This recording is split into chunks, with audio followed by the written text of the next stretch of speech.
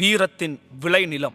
1897ஆம் ஆண்டு ஜனவரி மாதம் 23ஆம் நாள் ஒரிசாவில் இருக்கிற கட்டாக் மாவட்டத்தில் பிறந்தார் சுபாஷ் சந்திரபோஸ். அவருடைய தந்தை ஜானகிராம் போஸ், தாய் பிரபாவதி தேவி. ஜானகிராம் போஸ் அந்த ஊரின் புகழ்பெற்ற வழக்கறிஞர். அவருக்கு அந்த ஊரில் நல்ல செல்வாக்கு இருந்தது. ராவ் பகதூர் விருது பெற்றவரான ஜானகிராம் போஸ் வங்காளத்தின் சட்டசபை உறுப்பினராகவும் இருந்தவர். சுபாஷ் சந்திர போஸுக்கு மொத்தம் 6 சகோதரிகளும் 8 சகோதரர்களும் இருந்தார்கள். சுபாஷ் இளம் வயதிலிருந்தே துருதுருப்பான பிள்ளை. அவர்கள் வீட்டிலேயே அவர்தான் தைரியசாலி என்று எல்லோராலும் குறிப்பிடப்படுவாராம். எந்தவிதமான அச்சமும் இன்றி நினைத்ததை பேசுகிற வழக்கம் சிறு வயதிலேயே அவரிடம் காணப்பட்டது. அப்பா ஒரு வழக்கறிஞர் அல்லவா, அதுதான் மகன் இந்த போடு போடுகிறான் என்று பாராட்டுவோரிடம் சுபாஷின் தாய் பிரபாவதி பெருமிதத்தோடு சொல்வாராம். அவன் பேசினால் அவனது அப்பாவே வெறுமனே கேட்டுக்கொண்டுதான் இருப்பார். அவனை எதிர்த்து பேசுவது கடினம் என்று எல்லோரிடமும் சொல்லிக் கொண்டிருப்பாராம். அர்த்தமற்ற அரட்டையோ அல்லது வாய்ச்சவடாலோ கொண்டிராமல் தான் சொல்ல வந்த கருத்துக்களை நறுக்கு தெரித்தாற் போல சுருங்கவும் விளங்கவும் சொல்லிவிடுகிற நேர்த்தி எல்லோருக்கும் வந்துவிடாதுதானே. அப்படிப்பட்ட திறன்களை இயல்பாகவே கொண்டிருந்தான் சிறுவன் சுபாஷ். கல்வியில் மகா கெட்டிக்காரராய் வளர்ந்து வந்த சுபாஷ் தத்துவத்தில் BA பட்டத்தை கல்கத்தாவில் இருக்கிற பிரசிடென்சி கல்லூரியில் முதல் வகுப்பில் தேர்ச்சி பெற்றார். சுவாமி விவேகானந்தரின் போதனைகளால் பெரிதும் ஈர்க்கப்பட்டிருந்தார் சுபாஷ். தனது சின்னஞ்சிறு வயதிலேயே சுவாமி முக்தி அடைந்து விட்டதால் அவரோடு அளவலாவிட நன்கு பழகிட தனக்கு வாய்ப்பில்லாமல் போனதை தன் சகாக்களிடம் ஏக்கத்தோடு பகிர்ந்து கொண்ட சுபாஷ் சுவாமி விவேகானந்தரின் சிந்தனைகளின் வழியேதான் தனக்குள் விடுதலை தாகமும் ஆன்மீகத்தின் சாரமும் ஊறியதாகவும் குறிப்பிடுவாராம். தேசத்தின் விடுதலைக்கு பாரத அன்னையின் திருமகனாக தனக்கென்று கடமைகள் உள்ளதாக இதயபூர்வமாக உணர்ந்தார் சுபாஷ். கல்லூரியில் அவரோடு படித்த பலருக்கும் சுபாஷ் ஒரு உந்து சக்தியாக விளங்கியிருக்கிறார். பலருக்கும் சுதந்திர தாகத்தை ஊட்டியவர் சுபாஷ் சந்திரபோஸ் தான்.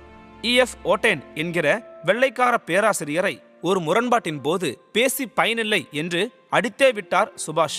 அவருடைய கோபத்தை சாக்காக வைத்து அவர் மீது போக்கிரி என்று முத்திரை குத்த அன்றைய அரசாங்கம் முயற்சி செய்தது. அரசின் கண்களுக்கு தன் மகன் விரோதமாய் தெரிவதை பொறுத்து கொள்ளாத அவரது தந்தை ஜானகி போஸுக்கு ஒரே கவலை.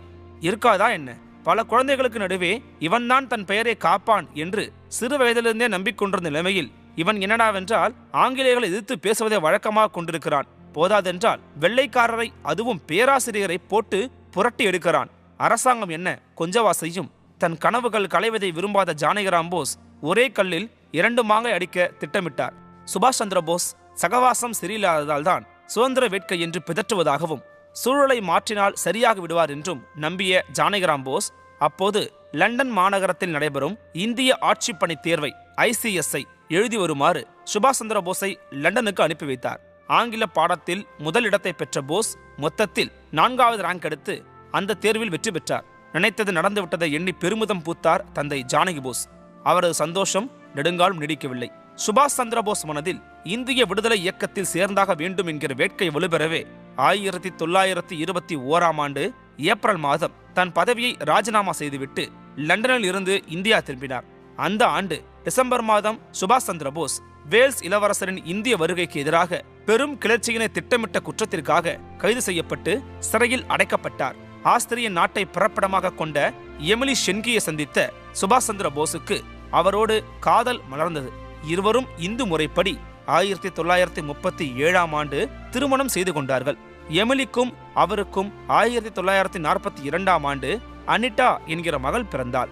மகள் பிறந்த சிறிது நாட்களிலேயே போஸ் ஜெர்மனிக்கு சென்றார்.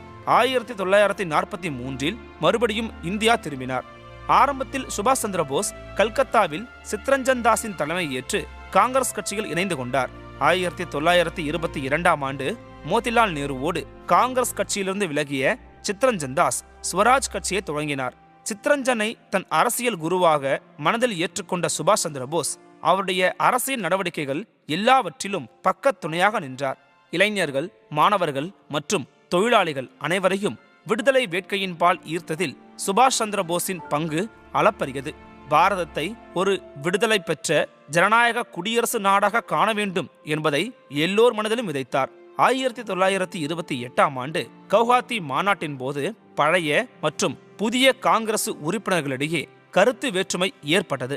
எந்த சமரசமும் இல்லாமல் நம்மை நாமே ஆள வேண்டும் என்பதில் இளையோர் உறுதியாய் நின்றனர்.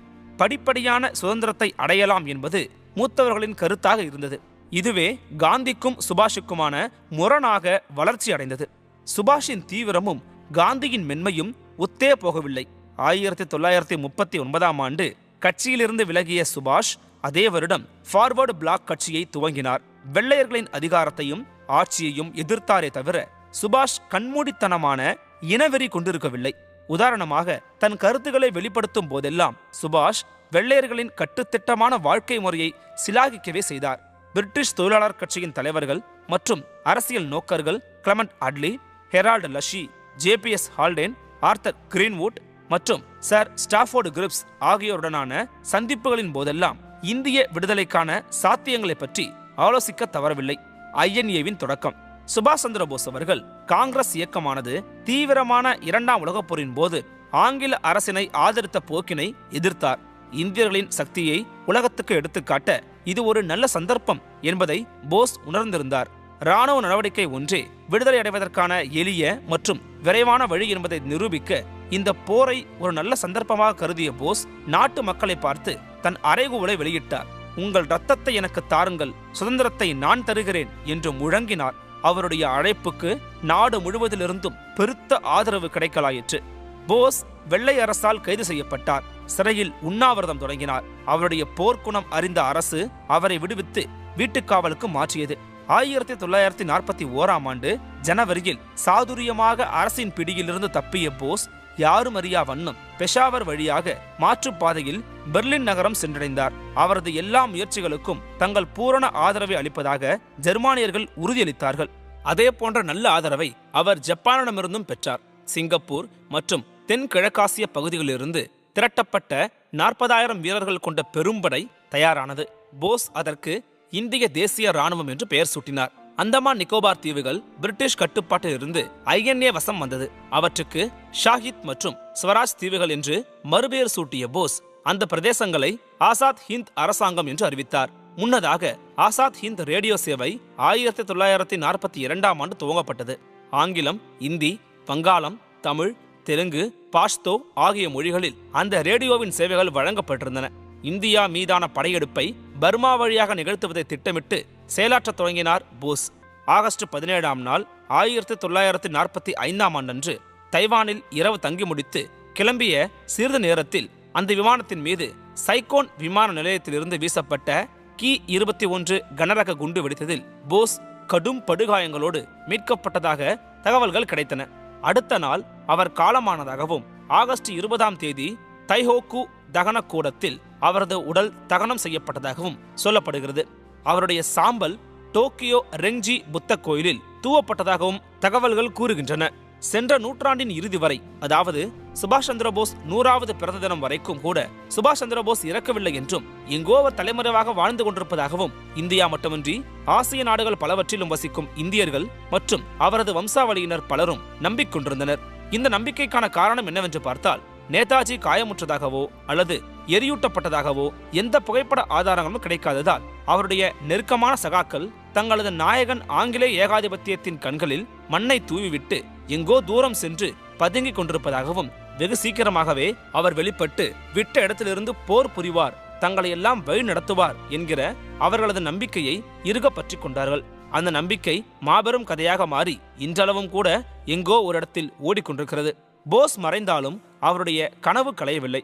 ஆயுதம் தாங்காமலேயே கத்தியின்றி ரத்தமின்றி வெள்ளை ஏகாதிபத்தியத்தின் பிடியிலிருந்து சுதந்திரத்தை 1947ஆம் ஆண்டு ஆகஸ்ட் 15ஆம் நாள் அடைந்த பாரதம் உட்புறம் நிலவிய அனைத்து குழப்பங்களும் நீங்கிய பிற்பாடு 1950ஆம் ஆண்டு ஜனவரி 26ஆம் நாள் குடியரசு நாடாக நிலை பெற்றது.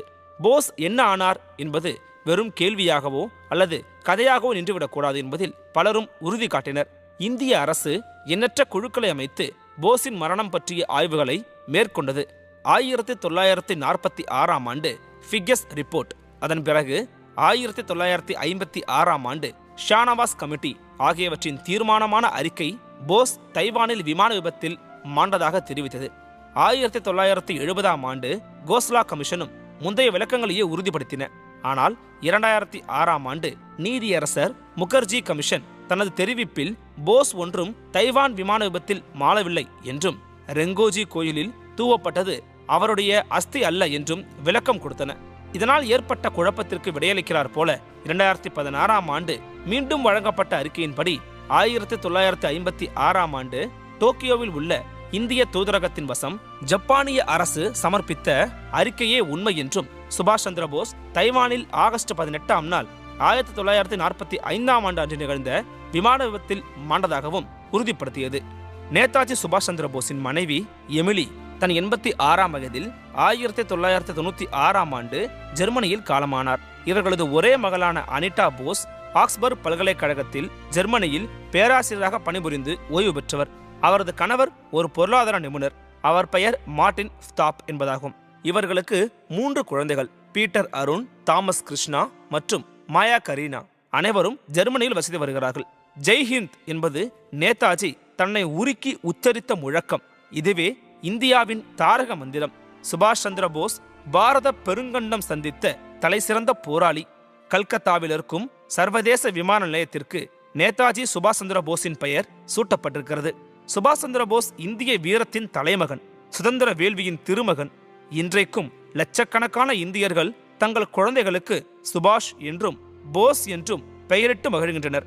நேதாஜி என்பது வெறும் பெயர் அல்ல, அது ஒரு பண்பாடு, அது ஒரு நம்பிக்கை, அது ஒரு உன்னதமான சக்தி. போர்க்குணத்தின் அடையாளம். வேரிலும் பூக்கும் அரிய மலர் போல பேரிலும் பூக்கும் வீரம் வாழ்க. நேதாஜி சுபாஷ் சந்திர போஸின் புகழ் ஓங்குக.